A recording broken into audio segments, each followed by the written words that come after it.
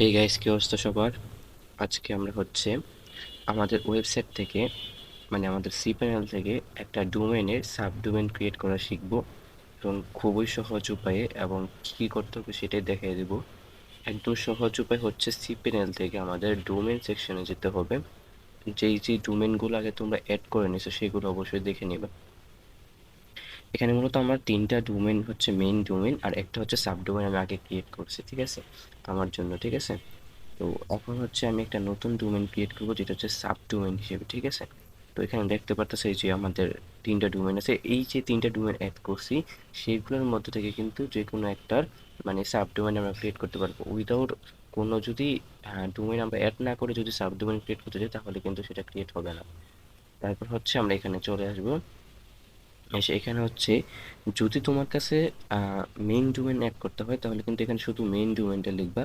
যেটা লেখো, যে কোনো একটা ডোমেন ধরো লিখলা, এটা তো আমার এটা অ্যাড আছে এই জন্য এটা এমন দেখাইতেছে, বাট এরকম লিখে এই যে নিচে টিক মার্কটা অফ করে দিবা, দিয়ে সাবমিট করে দিবা। এখন আমরা চাচ্ছি একটা সাব ডোমেন ক্রিয়েট করতে, ঠিক আছে। তো এখন আমরা ধরো এটারই সাব ডোমেন ক্রিয়েট করবো একটা।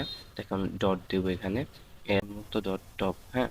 এখন এই যে টিক মার্কটা কিন্তু সবসময় অফ রাখবে, ঠিক আছে। এটা অফ না রাখলে কিন্তু তোমার আলাদা কোনো ওয়েবসাইট হবে না, মেইন যে ডোমেন আছে, মানে এই cPanel-এর মেইন যে ডোমেন সেই ডোমেনের আন্ডারে কিন্তু ওয়েবসাইটটা হয়ে যাবে। সো অবশ্যই ক্লায়েন্টস দিয়ে দিতে হলে যেহেতু এটা হচ্ছে না, ঠিক আছে, আমি অ্যাস অ্যাড করে দিই একটা।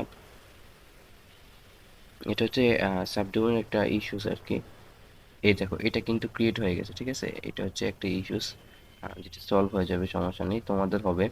তো এটা হয়ে গেছে, কিন্তু আমার সাইটে ঢুকলে কিন্তু সাইট এখন কাজ করবে না।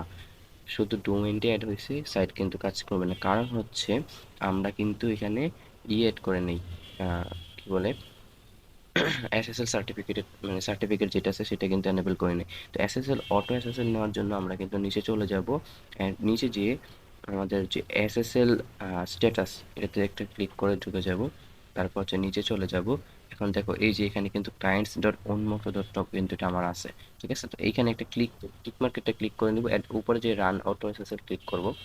সর্বোচ্চ কালে 1 থেকে 2 মিনিট নেবে, এর মাঝে কিন্তু অটো এসএসএল মানে এনেবল হয়ে যাবে। ততক্ষণে যদি আমরা আমাদের ডোমেনে একবার যে ঘুরে আসি অ্যান্ড ওপেন করি, দেখুন এই যে দেখো এসএসএল কিন্তু ইনস্টল প্রসেস হয়ে গেছে। তার কারণ দেখো, এটা একটা হবে, একটু সময় নেবে, 1 মিনিট তো অবশ্যই সময় নেবে, তাই না? কিন্তু প্রসেস যে হয়ে গেছে তার কারণ এই যে দেখো, এখানে কিন্তু এরকম আগে ছিল না, ডিরেক্ট এরকম হয়ে গেছে, তার মানে এটা প্রসেস হয়ে গেছে। এখন চাইলে আমি ইজিলি ওয়ার্ডপ্রেস অথবা যে কোনো মানে করে কিন্তু এখানে আমরা ওয়েবসাইট রান করতে পারবো, ঠিক আছে। একদম যে কোনো, কোনো কিছু যদি আমি চাইলে যে কোনো ওয়েবসাইট, একদম যাই চাই না কেন এখানে কিন্তু আমি রান করতে পারবো খুবই ইজিলি, ঠিক আছে।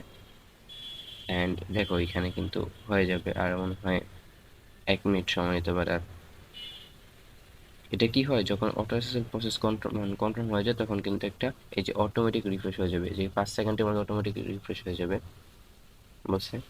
দেখো অটোমেটিক রিফ্রেশ, অ্যান্ড দেখো আমার কিন্তু ক্লায়েন্ট ডট উন্মুক্ত ডট এখন অটো এসএসএল হয়ে গেছে। এখন যদি আমরা এটা রিফ্রেশ দিই অ্যান্ড গো দিই, আচ্ছা, এটা একটা ছোটোখাটো ইস্যু, এটা হয়ে থাকে, কিন্তু আমাদের এসএসএল কিন্তু ইনস্টল হয়ে গেছে, ঠিক আছে। আমরা এভাবে না গিয়ে একটা নতুন ইয়েতে গেলেই হয়।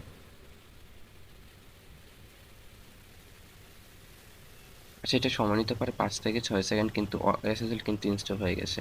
সো 5 থেকে 6 সেকেন্ড না, সরি, 5 থেকে 6 মিনিট আর কি, এটা কিন্তু ইনস্টল হয়ে গেছে, অ্যান্ড কিছুক্ষণ পর এটা অটোমেটিক রান করবে।